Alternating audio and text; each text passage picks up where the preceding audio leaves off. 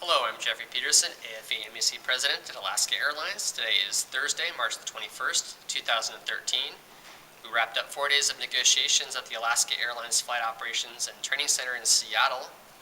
In this session, we discussed Section 3 scope, Section 27 General Association information, Section 32 the Attendance Policy.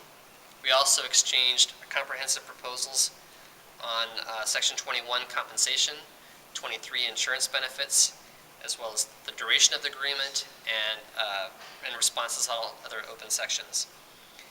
In Section 3 scope, management proposed to significantly expand their ability to perform flight attendant duties. And that would include the ability to operate as a minimum crew member.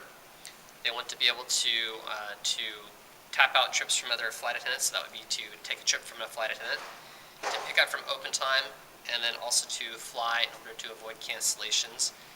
AFA does have concerns with this proposal, and we have responded appropriately. So those discussions will be ongoing. Management did not accept our proposal from last session for protections from expanding future onboard sales without negotiating the terms of the work.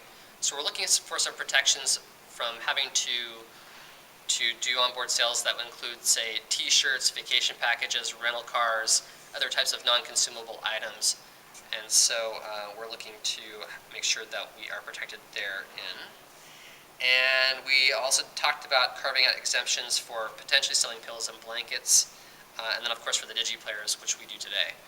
So except for digi-players and then possibly pillows and blankets, AFA is standing by the presumption that we should not have to engage in future onboard sales that are regarding non-consumable items unless we renegotiate the terms of our work. We were very clear that these protections are a priority for us. We also had some fruitful discussions regarding our concerns with the expanded ability to utilize capacity purchase agreements within the air group. So for instance, Horizon is doing capacity purchase flying on behalf of Alaska Airlines as well as SkyWest on behalf of Alaska. And we're concerned about increased capacity purchase agreement flying within the air group and how that interacts with Alaska Airlines routes.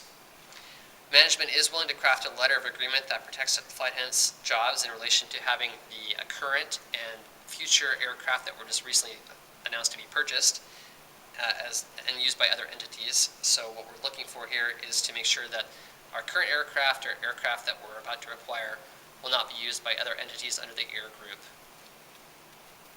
We are still working through protections that will ensure flight attendant job security and make sure that management still has the flexibility to adequately leverage the air group. In Section 27, General Association information, we are still working through clarifying procedures or provisions in the section, such as streamlining the pay applications for those that are doing union business, company business, as well as special projects work and training for our training department. In Section 32, the attendance policy, there were several exchanges on this proposal, and we are getting a lot closer than we were before, but not at a deal yet. All right, so let's talk about the comprehensive packages. Management proposed a 6-year agreement in duration. They gave across-the-board increases of 4% at date of signing, and that would put somewhere between number 2 in the industry and number 9 in the industry, depending on where in the wage scale you fell. Mostly in the lower middle wages, it's closer to the 7, 8, 9 than it is to the 2s. We recognize this is a raise across the board, so that's a good thing, but this is very disappointing considering our financial performance and that we have shown the value that we demonstrate to the company, so we have responded that we'd like to see some more money. The management also proposed increases to insurance costs and elimination of the profitability bonus at the top of the scale. So that's actually the profitability bonus that you all at the top of the scale will be receiving on the April 20th paycheck. AFA's comprehensive proposal included a 4-year agreement. We proposed Southwest wages plus several other improvements such as expanded flight attendant paid holidays and a bunch of other premiums that are too numerous to mention here, but rest assured that there's a lot of premiums involved here. And then also compensation rigs. We've talked about that in a few of our communications. We're looking for some rigs.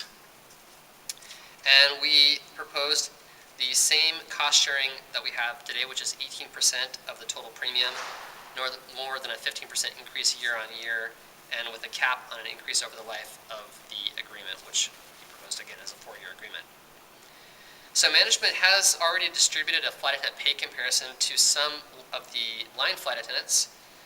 However, that comparison does contain some errors for the data for United Airlines, US Air, and Hawaiian. We have corrected the data and posted it on the Alaska MEC website. You can go ahead and find it there at this time. So that just about covers this session. A lot did happen. I know it doesn't sound like it, but the compensation piece is now in play. Next session is April the 15th through the 18th, just about a month. And in the meantime, it's very important for all of you to wear your AFA pin in solidarity, and we hope to see a lot more movement in Section 21 compensation the next time. So if you have any questions, you can always visit us anytime on the web at the Alaska Airlines Negotiations Facebook page, on the Alaska Negotiations YouTube channel, or anytime at the Alaska MEC website at www.alaskaMEC.org.